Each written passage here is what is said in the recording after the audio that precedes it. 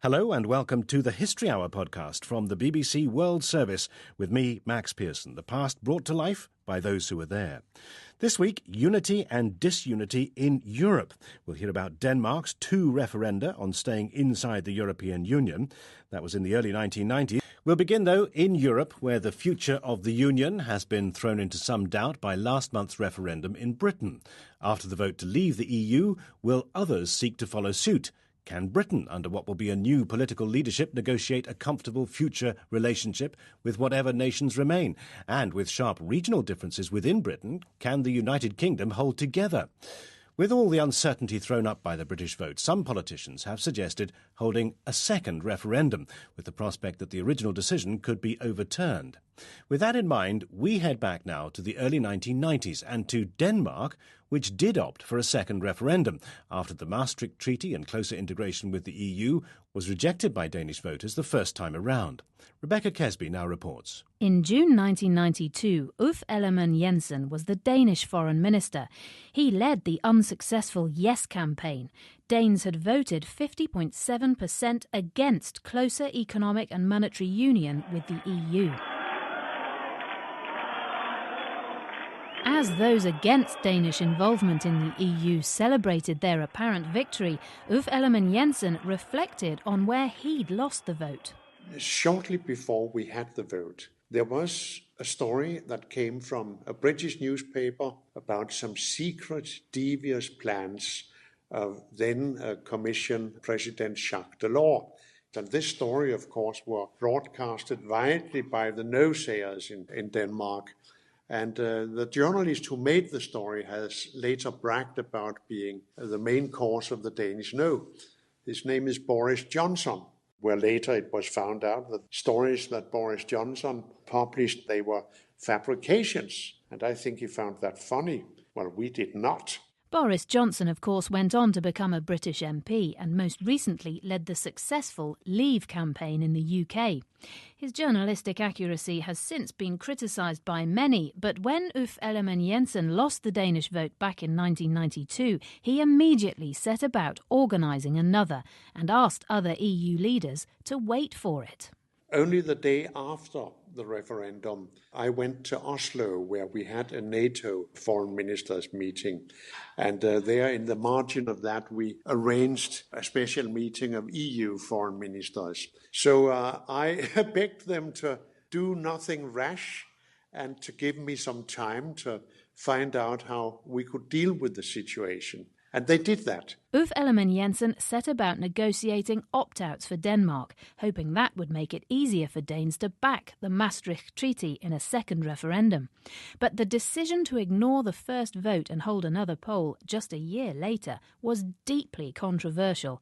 Many passionately believed it was a mistake for Denmark to continue within the developing EU. We were really angry. We felt that the politicians had committed treason against the people and that democracy had somehow been cancelled, in fact. The anger was really intense. René Karpanthoff was a committed political activist of the hard left.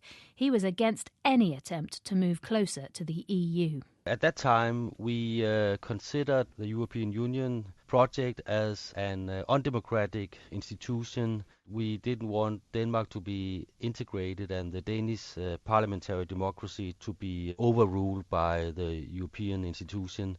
We were fighting to protect the Danish democracy. And then when the first referendum turned out in our favour, we thought we had won. But given the opportunity to vote again on May the 18th, 1993, Danes did vote in favour of the Maastricht Treaty, with those slight adaptations negotiated with the EU. The night Denmark said yes and the governing Social Democrats started the celebrations. This time it was anti-EU campaigner René's turn to feel disappointed. I was really shocked that the Danish politicians could ignore the result of a referendum. I thought that when the Danes had voted no, I was sure that they had to discuss an alternative future for Denmark then outside the European Union. In our interpretation, it was a treason against the people.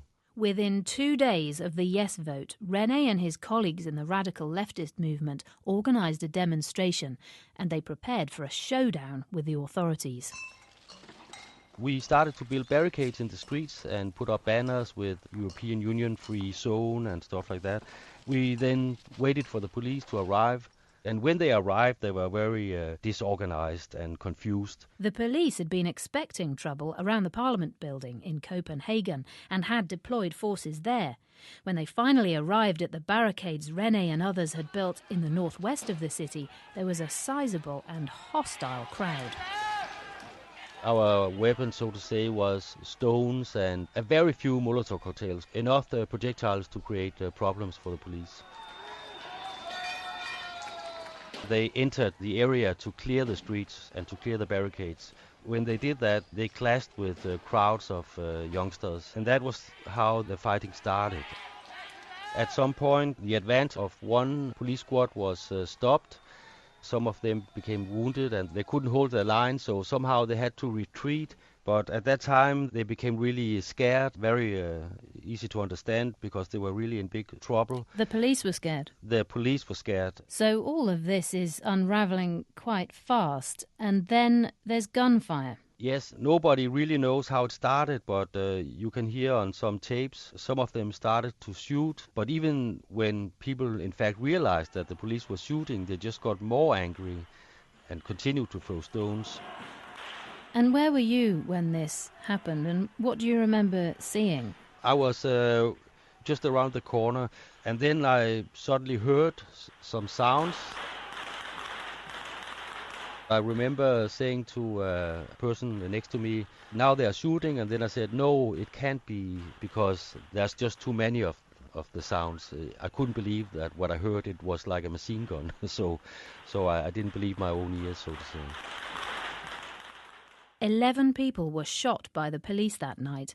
None of them were killed, but many others were injured in the fighting, including around 90 police officers.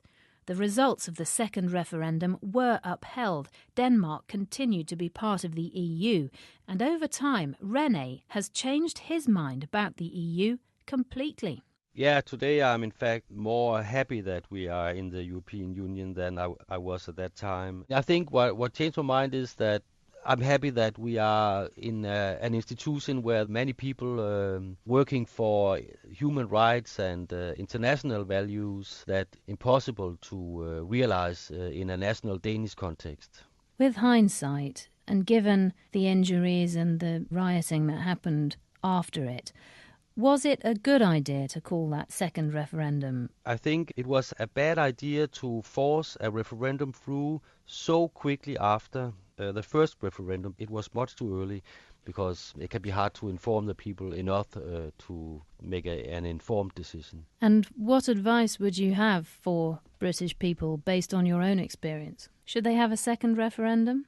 I wouldn't dare to do that right now, but maybe in some years. Why not?